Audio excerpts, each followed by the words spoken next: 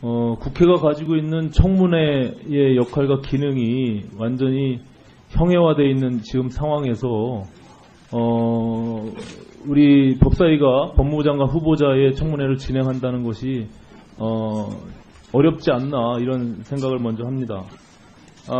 잘 아시다시피 국정 수행 능력이나 후보자의 자질 또 도덕성 검증을 위한 이 청문회가 거의 의도적으로 자료를 깊이 회피하는 지금과 같은 상황 속에서 도저히 그 역할과 기능을 할 수 없다는 것이 제 본의원의 판단입니다. 앞서 여당 의원님께서 자료 제출률을 말씀하셨는데 저희가 지금 문제시되고 의혹을 제기하는 부분들에 대한 핵심적인 자료들은 전혀 제출하지 않고 있습니다. 그리고 대부분이 사생활보호와 고지거부 사유를 들고 있는데 그것은 청문회법과 무관한 내용들을 들어서 전혀 자료 제출을 하지 않고 있다는 그 의혹, 그렇기 때문에 말 그대로 의혹만 제기할 수밖에 없는 상황인 것입니다. 자료가 와야 그것을 우리가 검토하고 확정적으로 말씀을 드릴 수가 있는데 자료 제출을 전혀 안 하고 있기 때문에 그 기능을 못하고 있다 이렇게 말씀을 드립니다. 본의원이 222건의 자료 제출 요구를 했습니다. 그중에 115건을 미제출했습니다. 자료 제출률은 48.2% 정도 되는데 그중에 법무부가 60건의 자료 제출 요구를 했음에도 불구하고 37건을 미제출했습니다. 자료 제출률이 38% 정도뿐이 안 됩니다. 이런 상황에서 그중에 핵심적인 자료는 전혀 제출하지 않고 그리고 법무부가 자료를 제출했다고 얘기하는 부분은 고지거부 사유와 사생활 침해로 자료 제출 없습니다. 할 수 없습니다라는 것까지 자료 제출한 것으로 파악해서 건수를 넣는 것은 그건 있을 수 없는 일이다. 저는 이렇게 생각을 합니다. 그런 점에서 지금 그 인사청문회법 제12조가 규정하고 있는 자료 제출 요구의 권한에 자료 제출 요구받은 기간 내 자료 제출하지 않을 시에는 당해 기관에 위원회가 경고 조치할 수 있습니다. 그래서 저는 위원장님께 국회 법사위의 이름으로 법무부에 강력히 경고하는 서면 경고하는 그것을 요청드리는 바입니다. 자료 제출과 관련해서 앞으로 이 핵심적인 내용들에 대한 자료 제출이 안 될 시에는 저는 청문회를 연기해서 자료 제출을 받은 후에 정확한 검증 절차를 거쳐야 된다 이렇게 생각하고 있습니다. 받아들여 주시기 바랍니다. 예, 오신환 의원 수고하셨습니다. 조홍천 의원님. 예, 더불어민주당 조홍천입니다. 존경하는 야당 의원님들 자료 제출 요구가 불비해서 내실 있는 청문회가 될 수 없다는 지적, 청문회의 그 취지에 비춰서 이런 수긍이 가는 말씀입니다. 그러나 청문회가 비단 꼭 도덕성, 후보자의 도덕성만을 검증하는 것은 아니고 전문성 그리고 적합성까지도 함께 검증을 해서 과연 그 직책을 감당할 그런 능력이 되느냐를 국민들 앞에 소상히 밝혀드리는 그런 자리라고 봅니다. 지금 국민들께서는 가장 시급한 개혁의 대상이 검찰이라고 이구동성으로 말씀을 하고 계십니다. 검찰 개혁이 차일피일하다가 또 이대로 유야무야 되면은 그 피해는 고스란히 국민들과 우리 대한민국에 돌아올 것입니다. 그런데 돌이켜보면 작년 11월 23일인가요?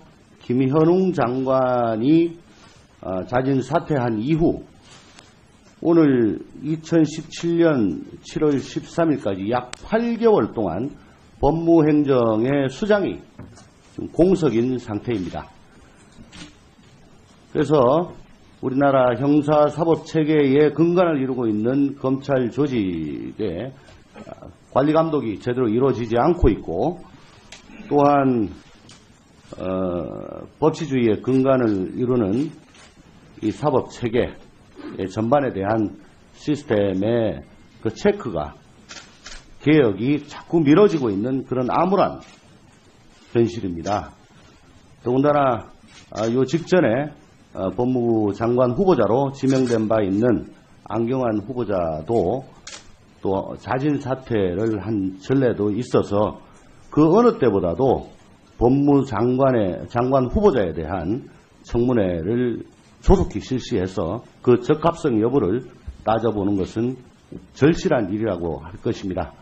그런 관점에서 본다면 일단 청문회를 개시해서 도덕성을 따지기 위해 꼭 필요한 자료는 위원님들 여러분들께서 직접 후보자한테 자료 제출 요구를 이 자리에서 하시고 아울러 검찰 개혁이라든가 법무부의 탈검찰화라든가 이런 국민적 관심사에 대해서 후보자의 그 견해를 들어보고 또 비판할 것이 있으면 또 비판도 하고 하는 그런 자리를 지금 국민은 원하시는 것 아닌가 그렇게 생각을 해봅니다.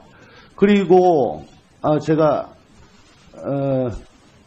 자료 제출 요구 불비하다고 계속 말씀하시는데 언뜻 보기에 예를 들어 후보자 본인 그리고 배우자 직계 좀비 속에 대한 학교 생활 기록부 이런 것까지도 요구를 했는데 안 왔다. 도대체 배우자와 직계 좀비 속에 학교 생활 기록부가 이 청문회에서 꼭 필요한 자료인지 후보자의 도덕성을 검증하는데 이게 꼭 필요한 자료인지 의문을 표하지 않을 수가 없습니다. 아마 제출하지 못한 자료 중에는 이렇게 개인 신상과 관련된 그런 것들도 꽤 포함되어 있으라고 봅니다. 따라서 일단 청문회를 진행을 하시면서 자료 제출 요구를 후보자에게 직접 하시고 만약에 못한다면 왜 안 되는지 어렵다면 왜 힘든지 후보자에게 추궁을 해주시는 게 그게 국민을 위한 우리 법사위원들의 도리가 아닌가 그렇게 생각됩니다. 이상입니다. 예, 조영천 의원님 수고하셨습니다. 다음 주광덕 의원님 의사진행 발언해 주시기 바랍니다. 네, 주광덕 의원입니다. 국민이 원하는 법무부 장관에 대한 인사청문회의 모습 어떤 것이겠습니까? 우리 존경하는 조영천 의원님 말씀하셨지만 저희들도 법무부 장관이 검찰 개혁을 비롯한 시대에 맞는 이 법무부의 변화와 검찰 개혁을 중심으로 한 그 전문적인 능력과 자질을 갖고 있는지 얼마나 우리가 그걸 검증하고 싶어 하겠습니까? 그러나 우리 국민은 이 문재인 정부 초대 법무부 장관이 좀 당당하고 소신 있고 그리고 좀 솔직한 그런 모습의 장관이어야 이 중차대한 검찰 개혁을 포함한 법무부 혁신의 칼을 그 손에 쥐어줄 수 있다는 것도 전제로 하고 있다는 것을 말씀드립니다. 그리고 백혜련 의원님 말씀하신 것처럼 저희가 그런 얘기를 누차 후보자 측에 해서 그런 걸 소명했는데도 안 주기 때문에 우리 야당 의원들이 이 자리에서 얘기를 하는 것입니다. 그리고 더군다나 고의로 세금을 탈루하거나 어떤 부정한 방법으로 세금을 안 내기 위해서 했다 그러면 그건 현행법 위반 아닙니까? 범죄 행위에 해당됩니다.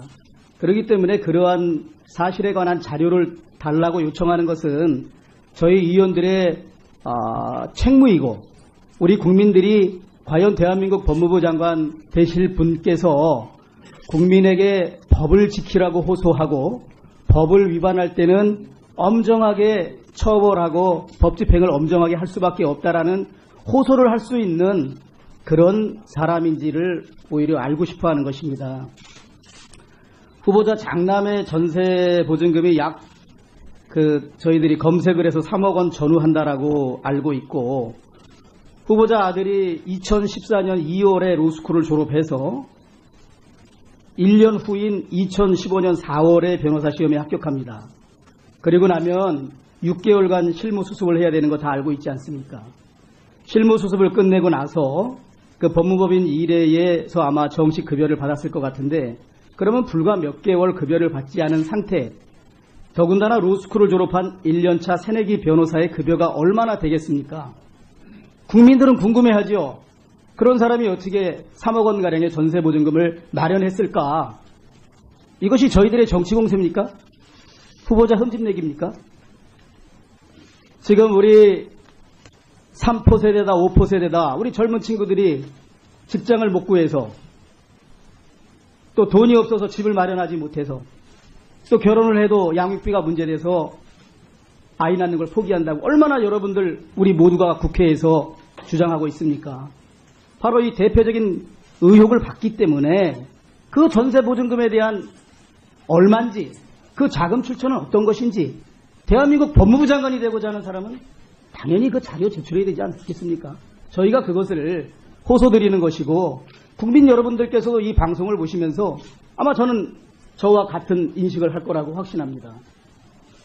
그리고 그 다른 문제로 이제 뭐 여러 가지 또 가족에 불행한 일이 있는 것은 저희들도 안타깝게 생각하고 그 모친께서 2011년에 서초동에 2억 450만 원의 아파트를 분양받는데 거기에도 여러 가지 의혹이 있으니 그 분양대금을 어떻게 마련했는지 그 자금의 출처와 그 후에 이런 거주 상황을 좀 소명해달라 그런 요구를 하는 것입니다. 또 한 가지 저는 그 연세대학교 교수로 근무하셨는데 그 대학원생으로부터 부당하게 기금을 받고 향응을 요구했다라는 그 자료에 대해서 이 교육부에서 2006년 3월에 이렇게 갑니다. 우리 부에서 제출한 자료를 검토한 바 연세대학교 측의 대학원 입학 전형과 기부금 및 향응 요구 등에 대한 자체 조사 결과가, 그러니까 연세대학교의 조사 결과가 미흡하다고 판단되기 때문에 재조사를 요청합니다. 교육부가 연세대학교에. 그리고 나서 다시 이제 연세대학교에서 재조사를 한 결과를 제출하는데 그 내용에 보면 심사위원 간 협의만으로 박사과정 입학 서류 심사표의 성적을 가감해서 면접 대상자를 선정하는 등 입학관리 업무에 소홀히 처리한 부분이 있다. 그리고 여러 가지 관련자들에 대한 엄중 경고를 해라. 그리고 교직원 교육을 해라. 그러한 재발 방지 대책을 포함한 조치 결과를 2016년 5월까지 제출해라. 이런 내용이 있기 때문에 이거에 관한 조치를 따르는 겁니다.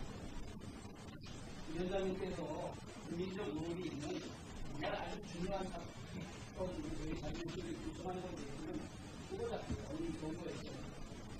예. 수고하셨습니다. 다음 박주민 의원님. 예, 박주민입니다. 저도 이제 초선이기 때문에 인사청문회를 그렇게 많이 해본 건 아니지만 제가 경험해봤던 인사청문회 때마다 사실은 자료 제출 요구에 대한 논란이나 문제는 있었던 것 같습니다. 그런데 제 경험상 자료 제출이 부족하다는 이유로 아예 청문회를 실시하지 않았던 경우는 없었던 것 같습니다.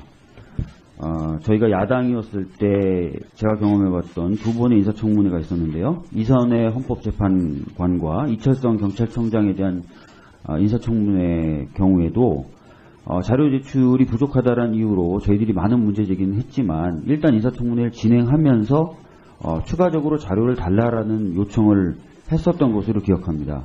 특히 이철성 경찰청장은 다 아시겠지만 음주운전을 하고 사고를 낸 뒤에 그 사고를 은폐했었다는 굉장히 큰 의혹을 받았었는데 관련된 자료를 전혀 제출하지 않은 상태로 인사청문회가 시작됐고 그 당시 야당이었던 저희들은 이후에 계속 제출을 해달라. 하지만 정책적인 검증은 해야 되니까 인사청문회를 진행하는 데 동의하고 인사청문회를 진행했었던 기억이 있습니다. 그리고 저희가 여당이 된 뒤에도 제가 경험해본 두 번의 인사청문회가 있는데요. 한 번은 김희수 헌법재판소장 후보에 대한 것이었고 다른 한 번은 정연백 여가부 장관 후보자에 대한 인사청문회였습니다. 두 번 저희가 여당이 됐을 때에 치러진 인사청문회였는데 이 경우도 전부 자료 제출이 미흡하다라는 문제제기가 있었지만 일단 인사청문회를 진행하면서 관련된 자료들을 추가로 제출하라는 요구를 하는 식으로 진행했었던 기억이 있습니다.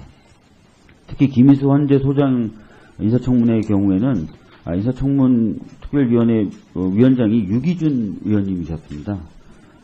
그래서 자유한국당을 비롯한 야당 의원님들이 자료 제출에 부족한 점에 대해서 계속해서 문제제기를 하셨지만 그 당시 위원장이셨던 유기준 의원님은 일단 진행을 하면서 부족한 자료들을 추가로 제출받는 식으로 하자라고 해서 인사청문회가 진행됐었던 것으로 기억을 합니다.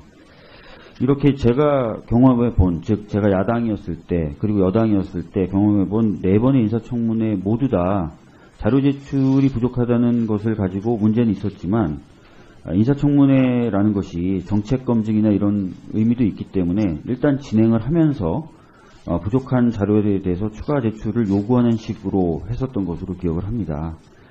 이번에도 역시 마찬가지로 정책검증을 중심으로 한 인사청문회를 진행하면서 야당 의원님들께서 원하시는 자료를 추가적으로 제출해달라고 요구하는 식으로 진행하는 것이 오히려 국민분들이 갖고 계신 여러 의문점을 풀어드리는 데 있어서는 좀 더 부합하는 방식이 아닐까 그렇게 생각을 합니다. 그래서 야당 의원님들께서 그런 식으로 진행을 할 수 있도록 좀 협조를 해주시는 것이 어떨까 이런 생각을 잠시 말씀드려봤습니다. 예, 박지문 의원님 수고하셨습니다. 다음은 박범계 의원님. 네, 박범계 의원입니다. 지금 우리 국민들이 박상기 문재인 정부의 초대 법무부 장관 후보자에게 듣고 싶은 내용이 뭐겠습니까? 저희들 더불어민주당 의원들은 우스갯소리로 우리들끼리 만나면 이런 얘기를 합니다. 집권 야당의 태도로, 우리는 집권 여당이 아니라 집권 야당의 태도로 국정에 임하고 있다, 이런 얘기를 농반진반으로 우리가 얘기를 합니다. 그 이유는 문재인 정부는 지난 9년 동안에 우리 국민들이 지난 겨울에 분노했던 여러 적폐들에 대한 청산을 모토로 해서 출범했습니다. 법무부 장관이 우리 박상기 후보자가 되시겠지만 법무부 장관이 되면 우리 조직에, 검찰 조직에 있는, 법무검찰 조직에 있는 우리 검사들을 정말 설득하고 어떤 경우에는 치열한 논쟁, 어떤 경우는 또 단호한 조치 등을 통해서 조직의 안정과 함께 검찰개혁이라는 대과제를 이루어내야 됩니다. 국민들은 그것을 기대하고 있습니다.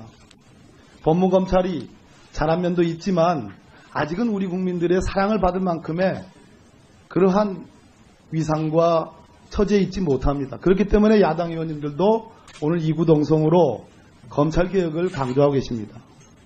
그래서 오늘 이 청문회에서 국민들이 보고 싶어하는 것은, 또 우리 검사들이 듣고 싶어하는 것은 박상기 법무장관 후보자가 정말 검찰개혁에 대해서 어떠한 생각을 갖고 있고 구체적인 보관이 무엇인지를 저는 듣고 싶어하고 보고 싶어한다고 생각합니다. 우리 박주민 의원님이 적절히 지적한 바와 같이 인사청문회는 인사청문회대로 진행을 하면서 자료제출 요구에 대한 그러한 지적은 별도로 논의 혹은 별도의 촉구를 통해서 보완이 될 수 있다고 생각합니다. 제가 그 현황을 좀 뽑아봤는데요.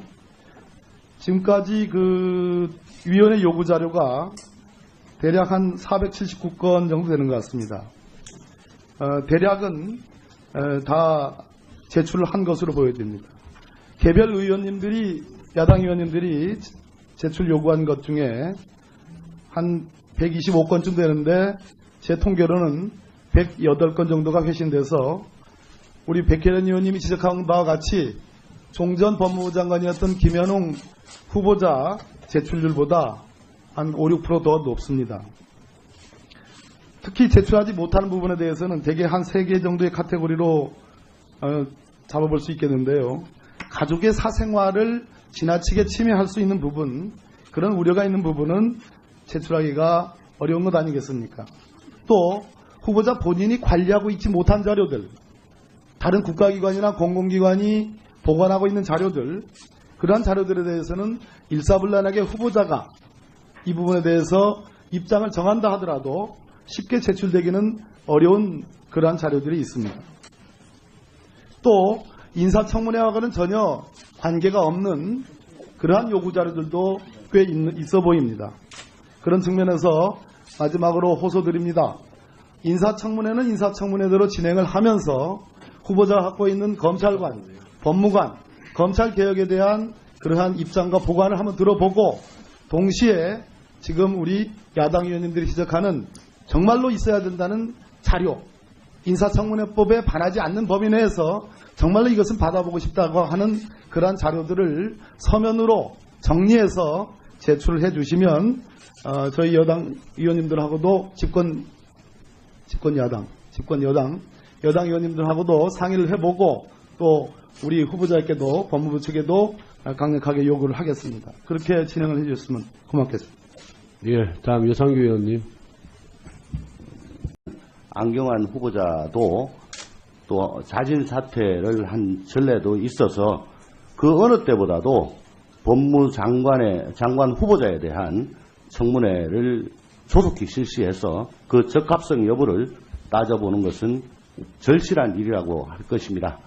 그런 관점에서 본다면 일단 청문회를 개시해서 도덕성을 따지기 위해 꼭 필요한 자료는 위원님들 여러분들께서 직접 후보자한테 자료 제출 요구를 이 자리에서 하시고 아울러 검찰 개혁이라든가 법무부의 탈검찰화라든가 이런 국민적 관심사에 대해서 후보자의 그 견해를 들어보고 또 비판할 것이 있으면 또 비판도 하고 하는 그런 자리를 지금 국민은 원하시는 것 아닌가 그렇게 생각을 해봅니다. 그리고 제가 자료 제출 요구 불비하다고 계속 말씀하시는데 언뜻 보기에 예를 들어 후보자 본인 그리고 배우자 직계 좀비 속에 대한 학교 생활 기록부 이런 것까지도 요구를 했는데 안 왔다. 도대체 배우자와 직계 좀비 속에 학교 생활 기록부가 이 청문회에서 꼭 전문성 그리고 적합성까지도 함께 검증을 해서 과연 그 직책을 감당할 그런 능력이 되느냐를 국민들 앞에 소상히 밝혀드리는 그런 자리라고 봅니다. 지금 국민들께서는 가장 시급한 개혁의 대상이 검찰이라고 이구동성으로 말씀을 하고 계십니다. 검찰 개혁이 차일피일하다가 또 이대로 유야무야 되면은 그 피해는 고스란히 국민들과 우리 대한민국에 돌아올 것입니다. 그런데 돌이켜보면 작년 11월 23일인가요?